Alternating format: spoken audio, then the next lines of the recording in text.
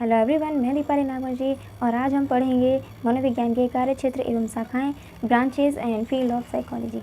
सबसे पहले तो हम थ्योरी जान लेते हैं। मनोविज्ञान का महत्व सैद्धांतिक तथा व्यवहारिक दोनों क्षेत्रों में है और इसी आधार पर मनोविज्ञान को शुद्ध मनोविज्ञान तथा व्यवहारिक मनोविज्ञान दो शाखाओं में बांटा गया।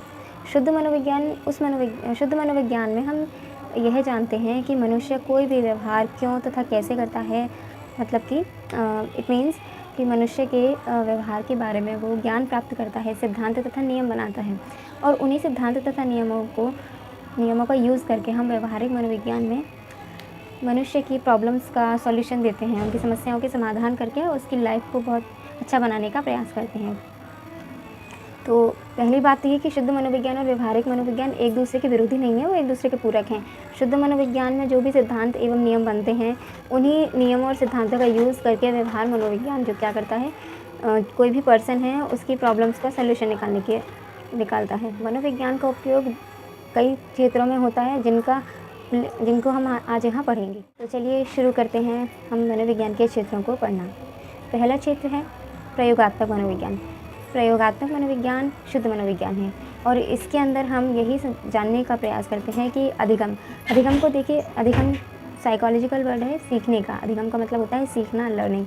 तो अधिगम या शिक्षण कैसे किया जाता है, क्यों किया जाता है, इन सब चीज़ों के बारे में हम प्रयोगात्मक मनोविज्ञान में जानते हैं। इसी तरह प्रयोगात्मक मनोविज्ञान में भाव, संवेग, इन शॉर्ट प्रयोगात्मक मनोविज्ञान में मानसिक प्रक्रियाएं जितनी भी होती हैं वो क्या हैं, कैसे कार्य करती हैं, इन सब के बारे में अध्ययन किया जाता है और सिद्धांत तथा नियम बनाए जाते हैं। प्रयोगात्मक मनोविज्ञान का क्षेत्र काफ़ी बड़ा है।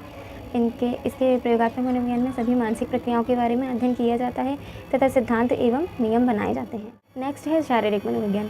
शारीरिक मनोविज्ञान भी शुद्ध मनोविज्ञान की ही शाखा है और शारीरिक मनोविज्ञान के अंतर्गत हम नर्वस सिस्टम को पढ़ते हैं। नर्वस सिस्टम हमारे जो बॉडी है उसके अंदर हम स्नायु जो है वो जाल की तरह फैले हुए हैं, जिसे हम तंत्रिका तंत्र कहते हैं।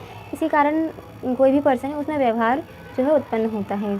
शारीरिक मनोविज्ञान है उसमें नर्वस सिस्टम के विभिन्न पक्षों को समझने का प्रयास किया जाता है और मनुष्य जो भी सामान्य या असामान्य व्यवहार करता है उसका कारण, उसका आधार, उसका स्वरूप, ये सभी हम शारीरिक मनोविज्ञान के अंतर्गत ही जानने का प्रयास करते हैं।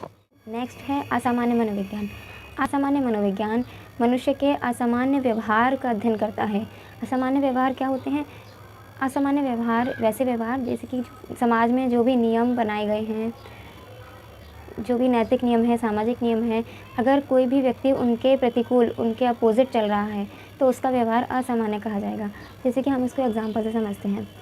अगर हम किसी भी हम शोक सभा में जा रहे हैं तो वहाँ पर कोई व्यक्ति, शोक सभा में हमें नॉर्मली रोना ही होता है क्योंकि वो दुखी व्यक्तियों की होती है, लेकिन उस शोक सभा में अगर कोई व्यक्ति रोने की जगह हंस रहा है तो हम उसके व्यवहार को असामान्य व्यवहार कहेंगे, क्योंकि ये नियमों के अनुसार और वैसे भी ये अगर हम इमोशनली भी देखें तो ये गलत ही है। उल्टा ये है, जिस जगह पर हमें रोना चाहिए वहाँ पर उसे अगर हंसी आ रही है तो कुछ तो गड़बड़ है उसके साथ में, उसके माइंड में कोई ना कोई प्रॉब्लम चल रही है, उसको ज़्यादा स्ट्रेस हुआ है या उसको सदमा पहुँचा है, तभी उसका व्यवहार इस तरीके का है। तो असामान्य व्यवहार सिंपल सा यही है कि जब हम जो काम करना चाहिए हम उसका अपोजिट करते हैं एग्जैक्टली। जैसे कि किसी को दुख पहुंचाकर हमें दुख होना चाहिए, लेकिन अगर किसी को खुशी हो रही है तो वो नार्सिसिस्ट पर्सन है और नार्सिसिस्ट होना भी सामान्य नहीं है, ये भी असामान्य में ही आता है, मतलब उस इंसान को इलाज की ज़रूरत है। असामान्य मनोविज्ञान के क्षेत्र में इस बात का अध्ययन भी किया जाता है कि इस मनोविज्ञान का विकास कैसे हुआ। हालांकि असामान्य मनोविज्ञान का इतिहास उतना ही लंबा है जितना मनुष्य का, मतलब जब मनुष्य धरती पर आया होगा तभी से असामान्य मनोविज्ञान ने जन्म लिया होगा, क्योंकि मानसिक समस्याएं मनुष्य को हमेशा से रही होंगी। अंधकार युग से लेकर अभी तक सारे चेंजेस आए हैं। पहले मानसिक समस्याओं को मानसिक समस्या ना मानते हुए भूत प्रेत ये सब माना जाता था, जिनसे अब तो काफ़ी बदलाव आया है धीरे धीरे हर चरण में। अंधकार युग से किन किन अवस्थाओं से होकर मनोविज्ञान वैज्ञानिक युग तक पहुँचा, इन सभी बातों का अध्ययन हम असामान्य मनोविज्ञान में करते हैं। नेक्स्ट है समाज मनोविज्ञान। समाज मनोविज्ञान के अंतर्गत हम मनुष्य का व्यवहार का अध्ययन सामाजिक परिस्थिति में करते हैं। प्रत्येक मनुष्य एक सामाजिक प्राणी है। अब जब वो समाज में रहता है तो उसके कई सारे व्यवहार होते हैं। घर में रहने से लेकर मनुष्य जब जन्म लेता है तब शुरुआत में वो घर में रहता है, लेकिन धीरे धीरे वो बड़ा होता जाता है, वो समाज में पहुंचता है। समाज में फिर समूह बनते हैं, भीड़ बनती है, कई सारी उसकी प्रक्रियाएँ होती हैं। तो उन सभी सामाजिक परिस्थितियों में मनुष्य का व्यवहार का अध्ययन सामाजिक मनोविज्ञान में किया जाता है। समाज मनोविज्ञान का क्षेत्र भी काफ़ी व्यापक, काफ़ी बड़ा है। इसके अंतर्गत समूह, भीड़, समाजीकरण आदि का अध्ययन होता है। इसी तरह मनोवृत्ति का स्वरूप क्या है, इसकी विशेषताएँ क्या हैं, इसके कारक क्या हैं, कैसे हम मनोवृत्ति को में चेंज ला सकते हैं। इसके अलावा इसके अलावा जनमत है, अफवाह है, नेतृत्व है कि लीडरशिप जो होती है कैसे इसका विकास किया जाए, लीडरशिप के लिए क्या-क्या चीज़ें ज़रूरी हैं, किन-किन लोगों में लीडरशिप करने की विशेषता होती है। इसके अलावा समूह प्रभावशीलता, सामाजिक तनाव, अनुपालन, भाषा, इन सभी बातों का अध्ययन हम सामाजिक मनोविज्ञान के अंदर करते हैं। शिक्षा मनोविज्ञान मनोविज्ञान की एक महत्वपूर्ण शाखा है। शिक्षा मनोविज्ञान में हम शैक्षिक परिस्थितियों से संबंधित नियमों का अध्ययन करते हैं। शिक्षा मनोविज्ञान के अंदर हम यही अध्ययन करते हैं कि कैसे बच्चों का व्यवहार किस तरीके से बदलता जाता है, कैसे हम व्यवहार में बदलाव लाएँ। अगर कोई बच्चा असामान्य है तो उसको कैसे शिक्षा प्रदान की जाए। स्कूलों में जो पैटर्न है, मतलब शिक्षा का जितना भी एरिया है, शिक्षा के अंदर जो भी कुछ है उसमें मनोविज्ञान लाकर बहुत ज़्यादा शिक्षा को उत्तम बनाया गया है। और शिक्षा मनोविज्ञान में हम विशिष्ट बालक और असामान्य बालक, शिक्षकों के लिए क्या नियम, क्या कर्तव्य हैं, शिक्षकों को किस तरीके से पढ़ाना चाहिए, मतलब कि इन शॉर्ट शिक्षा मनोविज्ञान के अंदर स्कूल, बच्चे और टीचर, इन 3 चीज़ों पर महत्व दिया गया है। इसके अलावा हमारा जो पाठ्यक्रम होता है, हमारा जो सिलेबस होता है, उस पर ध्यान दिया गया है।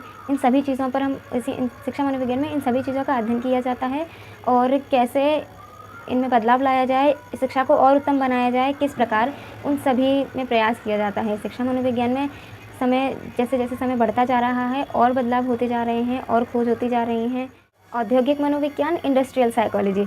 उद्योग तो आप सभी जानते होंगे, तो बहुत सिंपल सा है। औद्योगिक मनोविज्ञान में हम यही पढ़ेंगे कि कैसे उद्योग से जुड़ी हुई समस्याओं का समाधान किया जाए, कि कैसे कम से कम मेहनत, कम से कम लागत में, कम से कम खर्च में अधिक से अधिक उत्पादन तथा लाभ प्राप्त किया जाए। इन सभी उद्देश्य को पूरा करने के लिए औद्योगिक मनोविज्ञान भिन्न-भिन्न समस्याओं का समाधान करने का प्रयास करता है। पशु मनोविज्ञान, एनिमल साइकोलॉजी। पशु मनोविज्ञान शुद्ध मनोविज्ञान की एक शाखा है। इसके अंतर्गत हम पशु के व्यवहारों का अध्ययन करते हैं और पशु मनोविज्ञान का जो उद्देश्य है वो यही है कि मनुष्य के स्वभाव को हम अच्छी तरह कैसे समझ पाएँ। नेक्स्ट है बाल मनोविज्ञान, चाइल्ड साइकोलॉजी। बाल मनोविज्ञान भी शुद्ध मनोविज्ञान की एक शाखा है।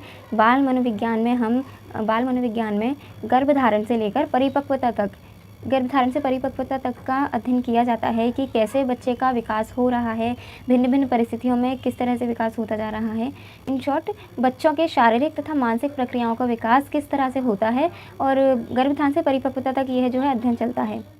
नैदानिक मनोविज्ञान, क्लिनिकल साइकोलॉजी। नैदानिक मनोविज्ञान व्यवहारिक मनोविज्ञान की एक शाखा है और असामान्य मनोविज्ञान में हम जितने भी असामान्य व्यवहारों को जानते हैं, उनका कारण जानते हैं, उन सभी जो सिद्धांत तथा नियम बनाए गए थे, उन्हीं सिद्धांतों तथा नियमों का यूज़ करके जो नैदानिक मनोविज्ञान उन सभी समस्याओं का समाधान निकालता है। इसमें नैदानिक मनोविज्ञान सीधा इलाज से जुड़ा हुआ है, चिकित्सा से जुड़ा हुआ है। इस मनोविज्ञान के अंदर हम यह अध्ययन करते हैं कि कैसे किसी भी मनुष्य के इस असामान्य व्यवहार को सामान्य बनाया जाए, उसका कैसे हम ट्रीटमेंट करें, ये सभी हम नैदानिक मनोविज्ञान के अंदर पढ़ते हैं। पर्यावरणीय मनोविज्ञान, एनवायरमेंटल साइकोलॉजी।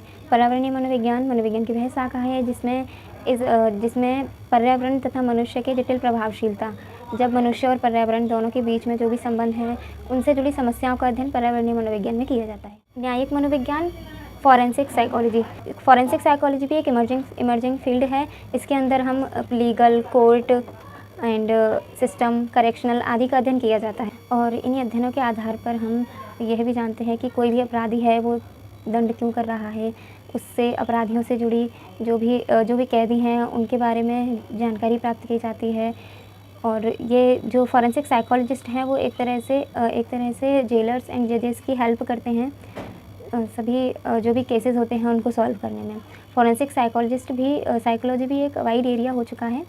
फॉरेंसिक साइकोलॉजी भी एक अच्छा एरिया है, इसमें भी कई सारे लोग काम कर रहे हैं और मुझे लगता है ये काफ़ी इंटरेस्टिंग है, क्योंकि इसमें हम अपराधी जो हैं उनके बारे में पढ़ते हैं कि वो अपराध क्यों करते हैं, उनके क्राइम करने के पीछे की साइकोलॉजी क्या है और कैसे हम उन्हें क्राइम करने से रोकें।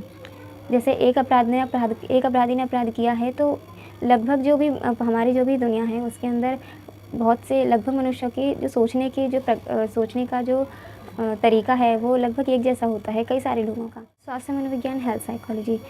स्वास्थ्य मनोविज्ञान के कार्य क्षेत्र में कई समस्याओं का समाधान किया जाता है, जैसे कि शारीरिक रोग हैं, त्वचा रोग, अल्सर और eating disorder ETC and in सभी जो भी शारीरिक रोग हैं उनका उपचार, निराकरण, इन सभी चीज़ों का अध्ययन स्वास्थ्य मनोविज्ञान में किया जाता है। परिमाणात्मक मनोविज्ञान क्वांटिटेटिव साइकोलॉजी, यह विशिष्टीकरण की एक नई शाखा है और इस क्वांटिटेटिव साइकोलॉजी को हम मैथमेटिकल साइकोलॉजी भी कहते हैं। क्वांटिटेटिव साइकोलॉजी में किसी भी मनुष्य के व्यवहार को समझने के लिए मैथमेटिकल टेक्निक्स का यूज़ किया जाता है। खेलकूद मनोविज्ञान, साइकोलॉजी ऑफ स्पोर्ट्स, खेलकूद मनोविज्ञान के अंतर्गत खेलकूद से संबंध मनुष्य की जो भी समस्याएं हैं उनके बारे में अध्ययन किया जाता है। एंड खेल के मैदान में जो भी व्यक्ति है उसके भाव संवेग क्यों बदल जाते हैं, खेल में हार का क्या प्रभाव पड़ता है और खेलकूद में हार या जीत का प्रभाव भी सभी व्यक्तियों पर एक जैसा क्यों नहीं पड़ता, अलग अलग क्यों पड़ता है आदि। इन शॉर्ट खेलकूद से जुड़ी जितनी भी समस्याएँ हैं, जितनी भी बातें हैं, कारण हैं, उन सभी का अध्ययन हम खेलकूद मनोविज्ञान में करते हैं। दिक्काल मनोविज्ञान स्पेस साइकोलॉजी, दिक्काल मनोविज्ञान वह अध्ययन क्षेत्र है जिसके अंतर्गत दिक्काल से संबद्ध समस्याओं या विषयों के मनोवैज्ञानिक सिद्धांतों एवं विधियों का अध्ययन किया जाता है। आर्टिफिशियल इंटेलिजेंस, कृत्रिम बुद्धि। आर्टिफिशियल इंटेलिजेंस आप सभी जानते ही होंगे बहुत अच्छे से। आज के टाइम में आर्टिफिशियल इंटेलिजेंस काफ़ी ज़ोर शोर से दिख रहा है एंड उसके काफ़ी नए काम आ रहे हैं सामने। आर्टिफिशियल इंटेलिजेंस या कृत्रिम बुद्धि विशिष्टीकरण का वह नया क्षेत्र है जिसमें मानव की संज्ञानात्मक प्रक्रियाओं का रूप धारण करने के लिए कंप्यूटर मॉडलों को विकसित किया जाता है और अब ये मॉडल मानव चिंतन या मानव बुद्धि की तरह काम करने लगते हैं, सोचने लगते हैं मानव की तरह। तो आज हमने मनोविज्ञान की सभी फील्ड्स को पढ़ा और इनको देखते हुए हम ये कह सकते हैं कि मनोविज्ञान जो है काफ़ी तेज़ी के साथ आगे बढ़ता जा रहा है और मनोविज्ञान का जो भविष्य है काफ़ी उज्जवल प्रतीत हो रहा है, क्योंकि आज के टाइम में जहाँ पर प्रत्येक व्यक्ति मोबाइल फ़ोन टेक्नोलॉजी उसके साथ बिज़ी है, सोशलाइजेशन इतना कम हो गया है कि बस उसको अपने आप से मतलब है।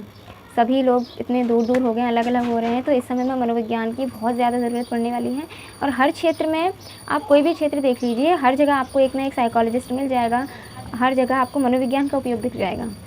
तो इस तरह हम कह सकते हैं कि काफ़ी सारी फील्ड्स हैं साइकोलॉजी की एंड इन सभी फील्ड्स का हमने डिटेल में जाना। इन सभी फील्ड्स के भी और डिटेल्स हैं। आई होप आपको ये वीडियो पसंद आई होगी। अगर पसंद आई है तो please like, share and channel को सब्सक्राइब कीजिएगा। नमस्कार, मिलते हैं अगले वीडियो में।